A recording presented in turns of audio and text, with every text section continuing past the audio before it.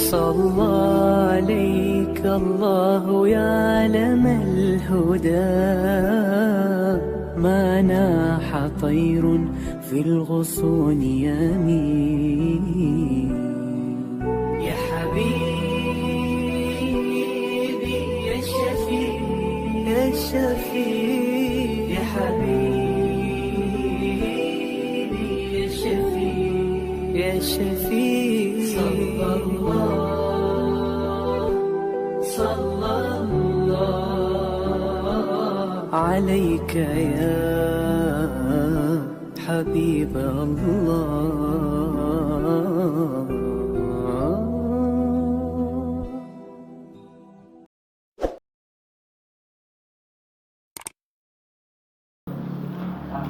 Surah An-Nisa ayat 26.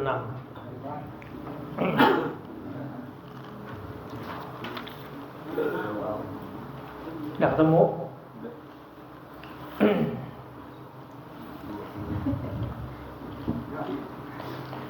A'udzu billahi minasy syaithanir rajim.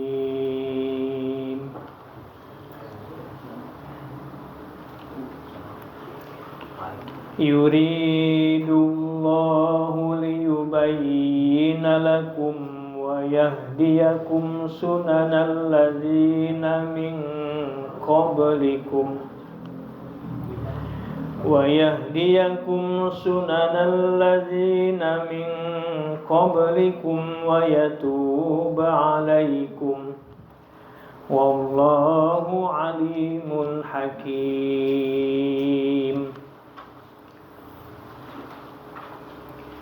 Wallahu yuridu an yatuba 'alaikum wa yuridu alladzina yattabi'una asy-syahawati an tamilu mailan 'azima. Yuridu Allahu an yukhaffifa ankum wa khuliqal insanu dha'ifa. Ya ayyuhalladzina amanu la ta'kulu amwalakum bainakum لا تأكلوا أموالكم بينكم بالباطل إلا أن تكون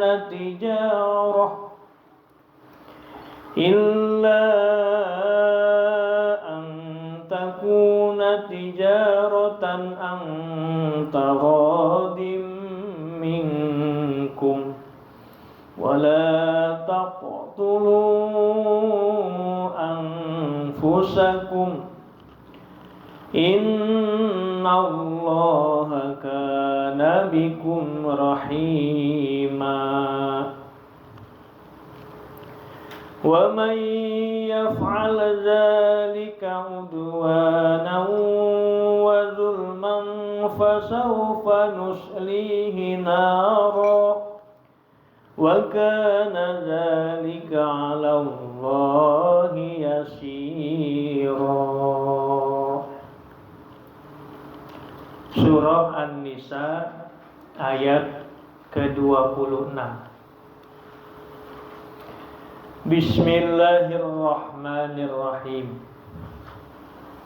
Yuridullahu liyubayyina lakum. Yuridullahu, Allah menghendaki,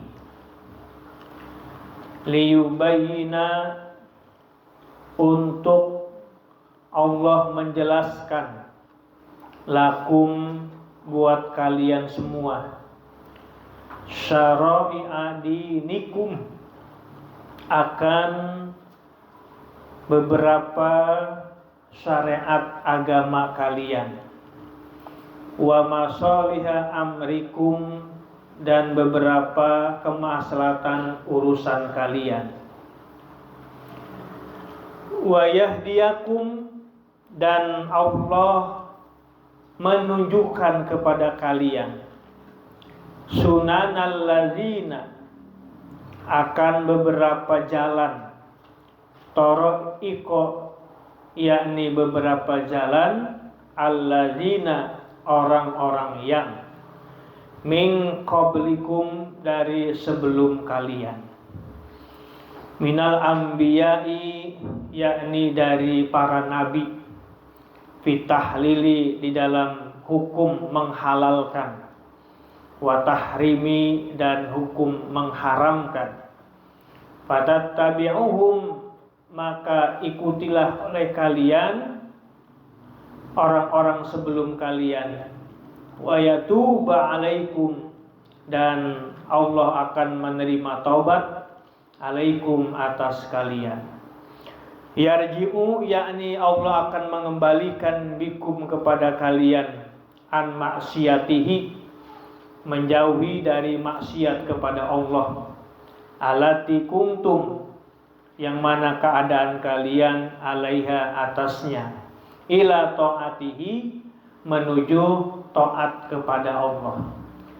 Wallahu dan Allah alimun adalah maha mengetahui, bikum kepada kalian, hakimun lagi maha menghakimi, maha bijaksana, fima di dalam perkara, dabbarahu yang Allah mengaturnya, lakum buat kalian. Wallahu dan Allah yuridu, Allah menghendaki ayatuba, agar Allah menerima taubat alaikum atas kalian.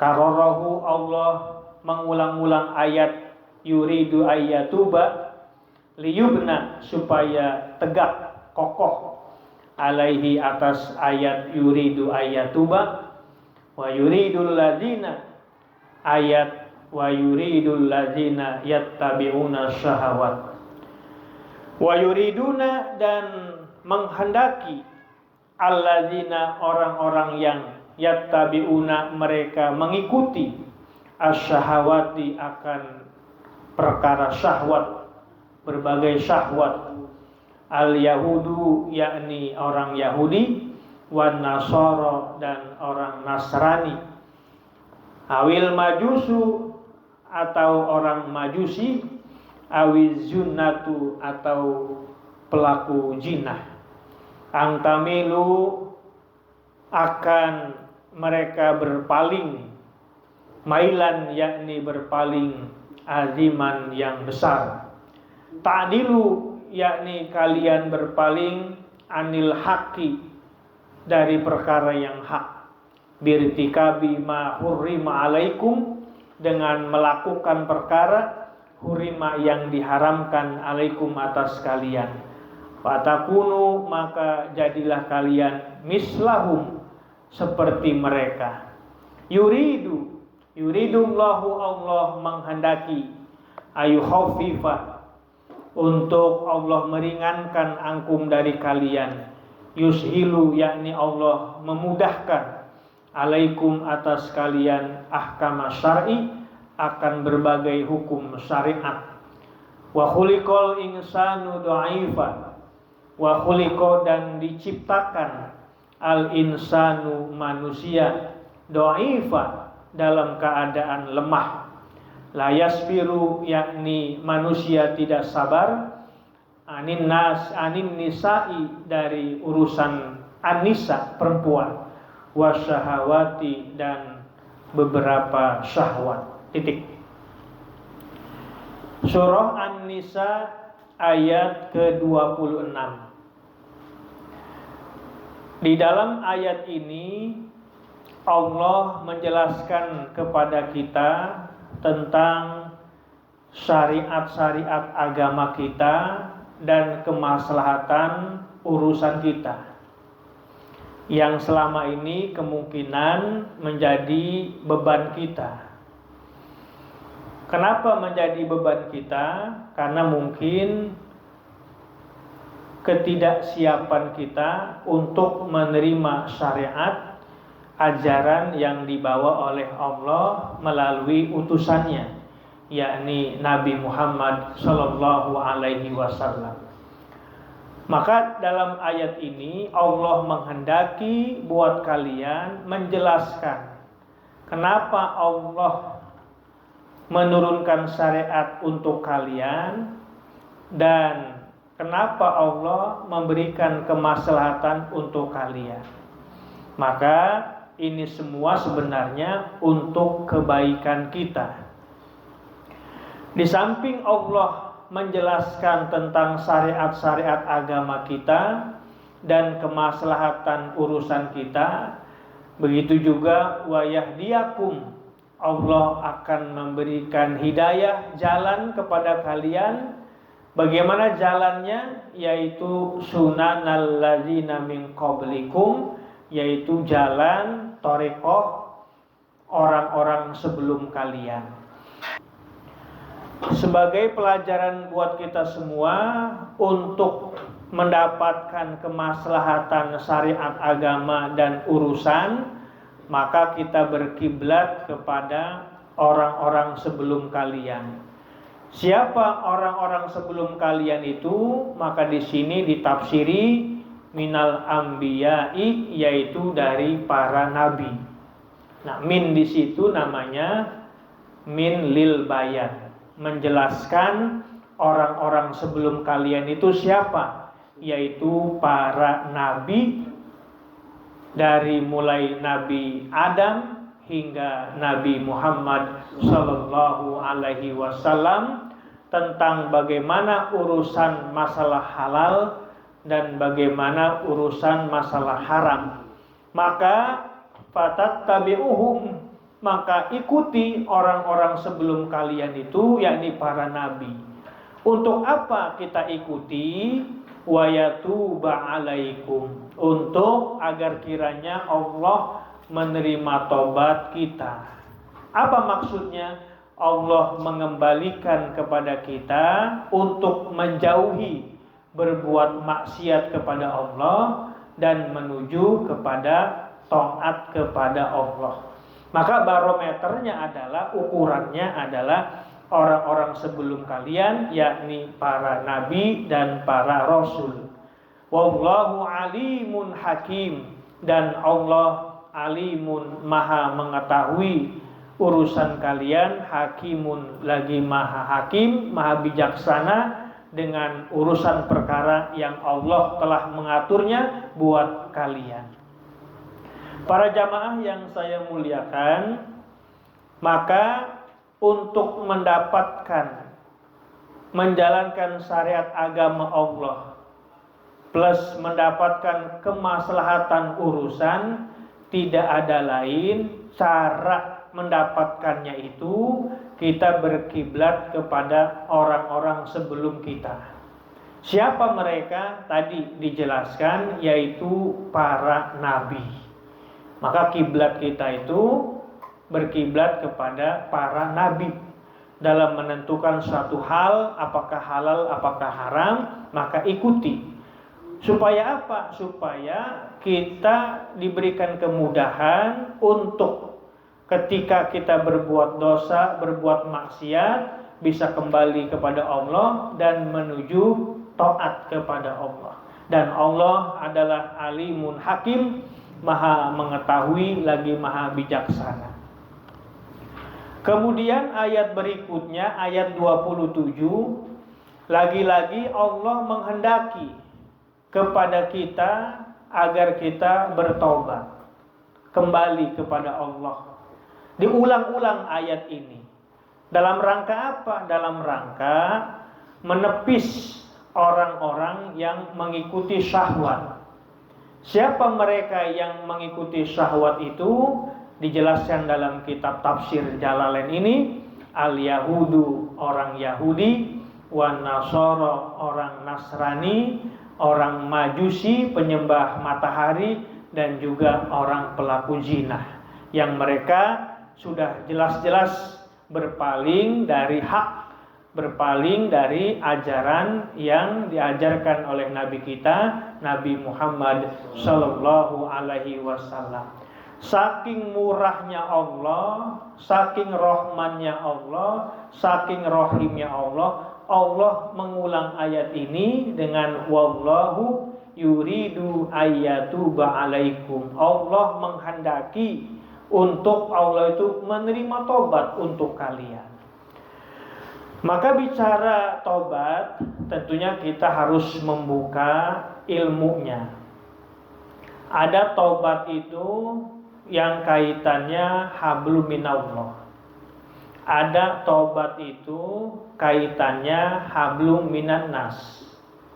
Syarat tobat yang kaitannya hablum minallah yaitu ada 3. Yang pertama yaitu kita mencabut, meninggalkan perkara yang kita lakukan yang di dalamnya mengandung dosa. Kita mencabut, meninggalkan perkara yang di dalamnya mengandung dosa. Itu syarat pertama. Syarat yang kedua yaitu menyesal apa yang telah kita lakukan perbuatan tersebut.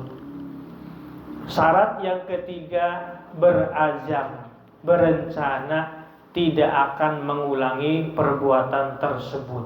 Nah itu kalau tobatnya kaitannya hablum minallah. Bagaimana kalau kaitan hablum minan nas? Kalau kaitannya hablum minan nas, maka ditambah 1. Di samping yang 3 syarat tadi, syarat yang keempat adalah minta ridho, minta kehalalannya. Kepada siapa? Kepada orang yang mungkin kita punya sangkut paut dengan orang tersebut. Misalnya ada si A. Si A ini pernah punya ganjalan kepada si B. Maka ketika dia mau tobat mohon maaf kepada si B, maka dia harus minta halalnya, minta ridhonya. Mang B, saya minta ridhonya, minta halalnya. Ketika kemarin halal bihalal. Emang salah apa kamu? Salah saya semalam malam takbiran ngambil ayam kamu. Akhirnya dipotong ayam itu, begadang bareng-bareng dimakan. Jadi sekarang kita minta halalnya. Nah tergantung si B yang punya ayam tersebut. Kalau seandainya dia meridhoi, amin, alhamdulillah. Kalau dia tidak meridhoi, menghalalkan, maka tidak akan dimaafkan. Dirundingan di situ. Dalam rangka apa? Minta kehalalannya, ayamnya semalam diambil, dipotong. Ini contoh sederhana. Maka nggak cukup kita mengucapkan minal aidin wal faizin, mohon maaf lahir batin, tapi harus disebutkan ridho kehalalan itu perkara apa, mohon maaf lahir batinnya itu. Nah itu kalau yang berhubungan kepada sesama manusia. Ini agak berat memang. Kenapa sebabnya? Karena memang diperkuat ada kisah riwayat. Ketika ada seorang ahli surga akan dimasukkan ke surganya Allah. Udah bahagia, senang akan dimasukkan ke surga. Tiba-tiba ditarik lagi oleh malaikat. Protes, wahai malaikat, loh kenapa kok saya nggak jadi masuk surga ini? Pak udah jelas-jelas saya ini akan masuk ke surga. Kata malaikat, kamu ditunda dulu masuk surga karena kamu masih ada urusan dengan si fulan. Selesaikan dulu sama si fulan, minta ridho ikhlasnya, barulah masuk ke surga. Akhirnya apa? Menjadi ganjalan tidak masuk ke surga karena masih ada urusan si fulan. Bahkan bukan itu, sampai pernah mungkin para jamaah ngedengar riwayat ada salah satu sahabat Nabi yang meninggal. Nabi enggak mau segera nyolatin karena si mayitnya ini masih ada sangkut paut hutang pihutang. Siapa yang mau bertanggung jawab dulu? Kalau ada di antara sahabat yang berani bertanggung jawab, maka Nabi siap menyolatkan. Nah, ini contohnya. Jadi disolatkan aja Nabi nggak berani, kalau masih ada urusan hablum minan nas, bahkan yang tadi udah diponis untuk masuk surga pun ditunda, gara-gara apa? Masih ada sangkut paut dengan urusan manusia. Ini beratnya. Kalau kita berbuat salah, berdosa kepada Allah, tadi syarat cuma 3 itu aja. Kita mencabut, meninggalkan, tidak akan mengulangi perbuatan itu. Kemudian menyesal, berazam tidak akan mengulang lagi. Kalau itu yang kaitannya hablum minallah. Tapi ketika sesama manusia nggak cukup itu, harus minta ridho dan ikhlasnya. Itu para jamaah yang saya muliakan. Nah, kemarin tuh waktu habis sholat Idul Fitri, ada salah satu bapak menghampiri saya, nangis dia. Hampurannya, hampuran dia berdiri. Sampai saya juga nggak tahu kesalahan apa dia sama saya. Pokoknya intinya minta hampura, minta maaf. Sampai nangis kata Topik. Cuman saya mau nanya detail dia salah apa sama saya, nggak mau, takut menyinggung perasaan dia. Tapi yang jelas dia sampai nangis gitu. Sampai nangis, dia minta maafnya itu. Nggak tahu apa, ada apa di belakang, wallahu a'lam. Tapi intinya dia betul-betul minta maafnya itu. Gitu. Nah, itu artinya saya husnuzon, baik sangka, dan saya akhirnya memaafkan. Kemudian saya sebaliknya, saya juga manusia biasa, mungkin ada salah, baik yang disengaja atau tidak sengaja, saya minta hampuranya juga gitu. Akhirnya saling memaafkan. Nah, itu artinya taubat yang berkaitan sesama manusia. Nah, itu Allah mengulang-ulang itu. Dalam rangka apa tadi? Dalam rangka Allah itu maha alim, maha mengetahui tentang perilaku kita, baik yang zahir maupun yang batin, baik yang nampak ataupun yang tersembunyi. Jangan sampai tadi kita mengikuti orang-orang yang mengikuti syahwatnya, yaitu dalam hal ini orang Yahudi, Nasrani, orang Majusi, dan orang-orang pelaku zina perbuatan dosa tadi. Maka Allah sangat rahman rahimnya mengulang ayat ini dengan tadi, wallahu yuridu ayatuba alaikum. Yuridullahu, Allah menghendaki, ayukhaffifa ankum, untuk Allah meringankan angkum kepada kalian. yakni Allah meringankan hukum-hukum syariatnya buat kalian. Kenapa sebabnya Allah meringankan itu? Karena Allah Maha mengetahui, wa khuliqal insanu dha'ifa. Karena manusia ini diciptakan dalam keadaan dhaif, lemah. Kenapa dhaifnya di mana? Layas biru. Yang dimaksud dhaif di sini adalah layas biru. Manusia ini enggak sabar berkaitan dengan urusan anisa perempuan, enggak sabar tentang urusan syahwat, pengen cepat baik. Nah, itu akhirnya Allah itu sangat bijak. Apa bijaknya tadi? Yuridullahu ayyukhaffifa ankum. Diringan. Enggak ngeberatin kita. Contoh sederhananya sholat aja. Sholat yang sehat berdiri dengan sempurna. Kemudian ketika dia enggak mampu, enggak kuat berdiri, Allah ngasih keringanan. Dengan cara bagaimana? Sholat sambil duduk. Duduk juga masih enggak enak juga, diringanin lagi, dientengin lagi. Tidurnya, sholatnya sambil tidur. Tidur berbaring. Tidur berbaring juga masih sakit juga. Diringanin lagi dengan tidur terlentang. Terlentang lagi, enggak mampu lagi, sampai isyarah. Isyarah dengan panca indera. Mata berkedip-kedip, kemudian hati berniat. Kalau mata juga misalkan enggak berkedip-kedip, hati udah enggak berdetak lagi, maka minta diumumin dengan Pak RT baik. Inna lillahi wa inna ilaihi raji'un. Artinya hati udah mati, mata udah enggak berkedip lagi. Ini menunjukkan bahwa sudah tidak ada nyawa pada badan manusia tersebut. Nah, itu artinya apa? Allah menghendaki meringankan kepada kalian tentang hukum-hukum syariatnya. Apa sih yang enggak diringanin? Puasa aja. Ketika kita enggak mampu puasa, boleh batal puasa. Nanti di bulan yang lain kita qada. Apalagi kemudian haji nggak mampu, nggak kuat, ada alternatif lainnya, bayar dam segala macam. Jadi semua itu Allah memberi keringanan kepada kita. Kenapa? Sebabnya tadi rumusnya adalah wa khuliqal insanu dha'ifa. Karena manusia diciptakan dalam keadaan dhaif, lemah. Lemah kita ini. Lemah di sini layas biru, untuk sabar. Sholat zuhur dengan cara sendirian, tidak berjamaah, untuk sabar. Di mana nggak sabarnya?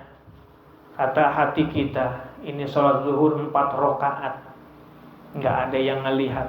Saya korupsi aja jadi 2 rakaat, nggak ada yang tahu. Kan gitu. 4 rakaat menjadi 2 rakaat. Kenapa? Layas biru, enggak sabar. Puasa Ramadan, enggak sabar. Banyak orang buka puasa enggak sampai nunggu waktu maghrib. Waktu zuhur udah buka puasa. Kenapa dia buka puasa zuhur itu? Karena habis bangun tidur ngigo. Ngigo bangun nggak dengar azan.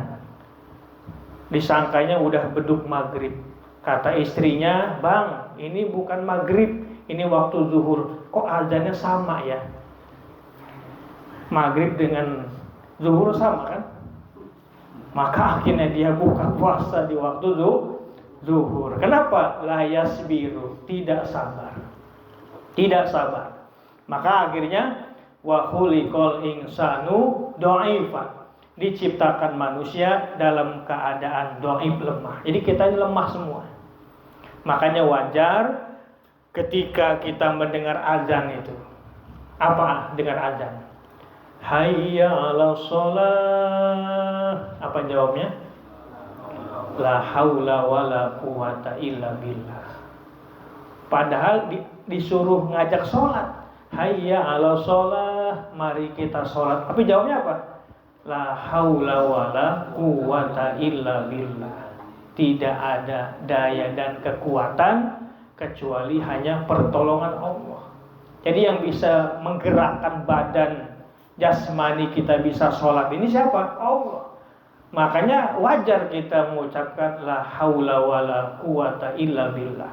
Tidak ada daya dan kekuatan kecuali hanya pertolongan Allah.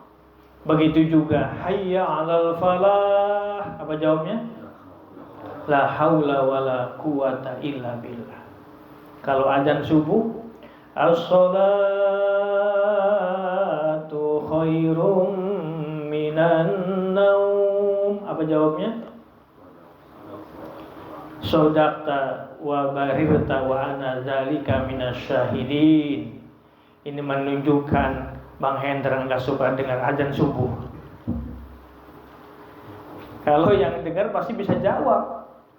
Jawabnya shadaqta wa barirta wa ana zalika minasyahidin. Shadaqta, benar engkau muadzin. Engkau telah berbuat baik dan saya yang ngedengar ini akan menjadi saksi nanti kelak di hari kiamat bahwa engkau muadzin subuh. Jadi saksi kita yang ngedengar itu. Nah, begitu udah jawab, tidur lagi kita. Lanjut maning, tarik selimut. Cuma jawab doang shadaqta wa barirta, ujung-ujungnya narik selimut lagi. Nah, manusia diciptakan dhaif, lemah. Yang dimaksud dhaif adalah la yasbiru, tidak sabar. Terutama nggak sabar tentang an-nisa, urusan perempuan nisa.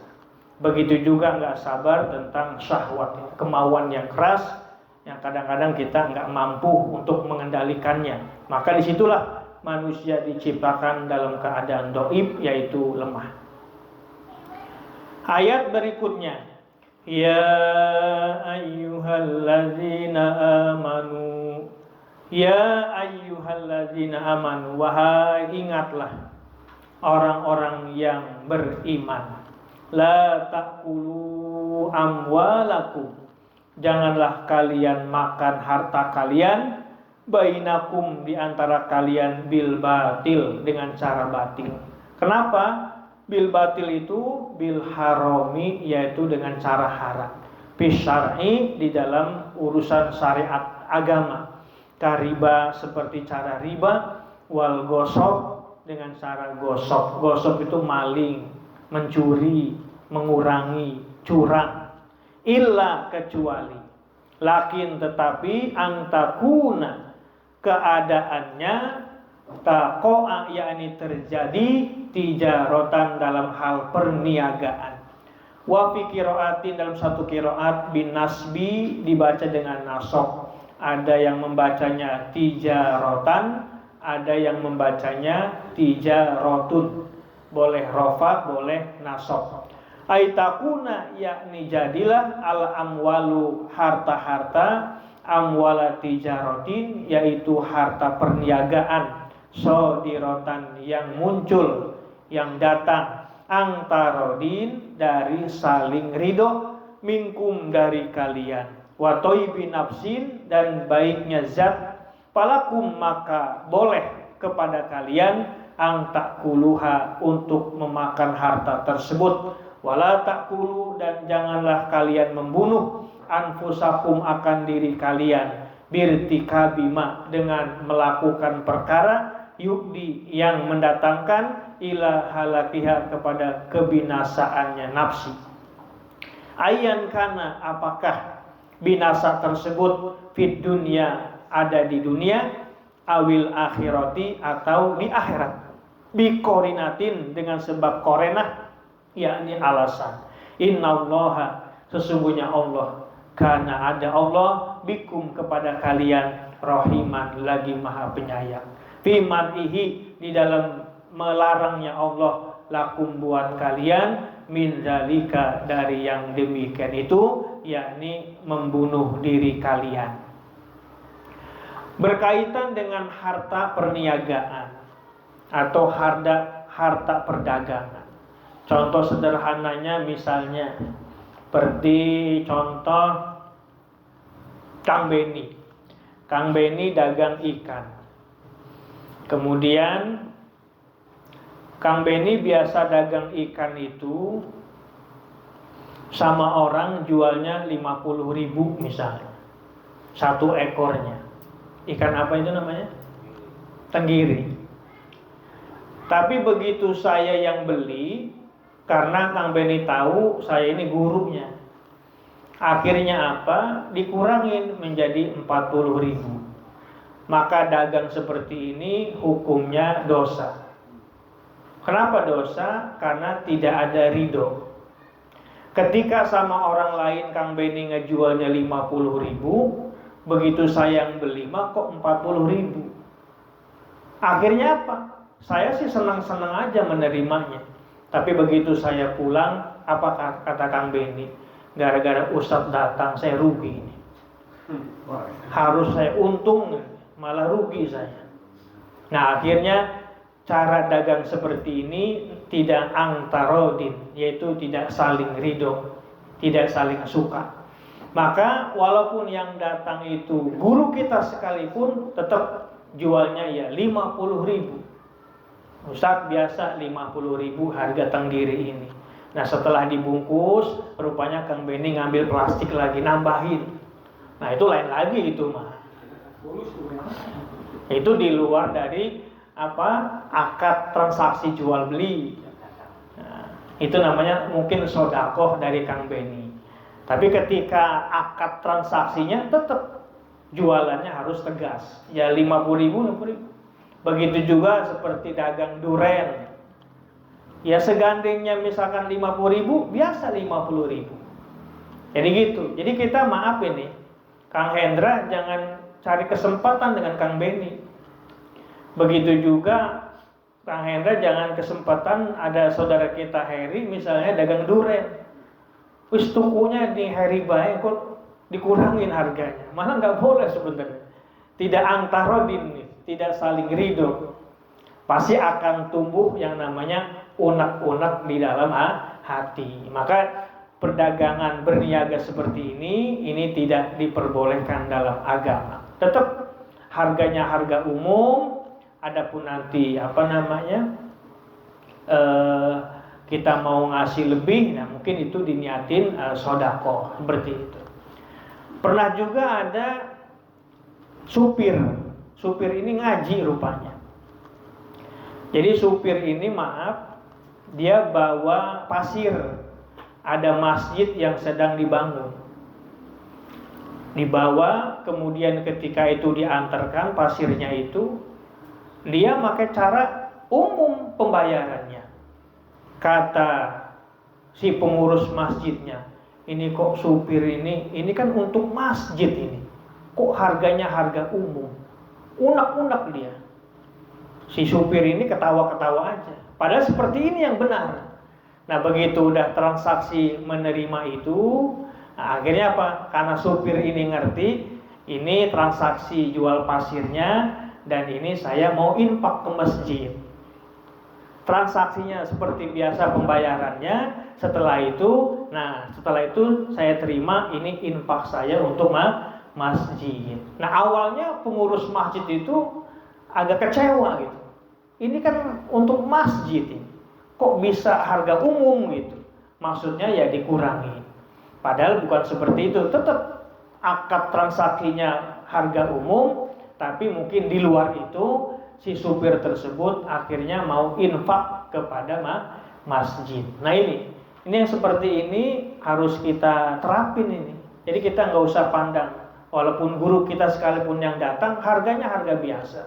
Kalau kita memang dagang, karena konsepnya tadi antarodin, saling suka, saling ridho, saling menerima. Jangan sampai nanti ketika si pembelinya meninggalkan majelis akad, malah si penjualnya timbul timbul unek-unek, tidak ada keikhlasan di dalam hati, seperti itu. Nah ini harus Kang Beni tegas juga. Ya bukan Kang Beni aja, siapapun yang memang profesinya pedagang, biasa harga umum saja, walaupun itu kita kenal sekalipun, tapi kalau nanti di luar itu dia mau sodako, dia mau infak, nah itu lain soal lagi. Babnya bukan bab akad jual beli, tapi udah masuk kepada ranah sodakoh atau infak. Nah, innallaha kana bikum rahiman, sesungguhnya Allah kepada kalian rahiman, yakni maha penyayang, maha pengasih, lagi maha penyayang. Penyayang bagaimana? Penyayang dalam rangka mencegah, membatasinya Allah dari hal kebinasaan diri kita. Jangan sampai diri kita ini binasa gara-gara perilaku kita, baik rusak binasanya di dunia, apalagi binasa di akhirat. Na'udzubillah min dzalik. Jadi kita bermohon kepada Allah agar kiranya kita dijauhkan baik binasa di dunia, lebih-lebih binasa di akhirat. Amin ya rabbal alamin. Insyaallah nanti akan kita lanjutkan pada ayat ke-30. Wa may yaf'al dzalika udwanan wa zulman fasaufa nuslihi naro. Insyaallah malam Sabtu yang akan datang.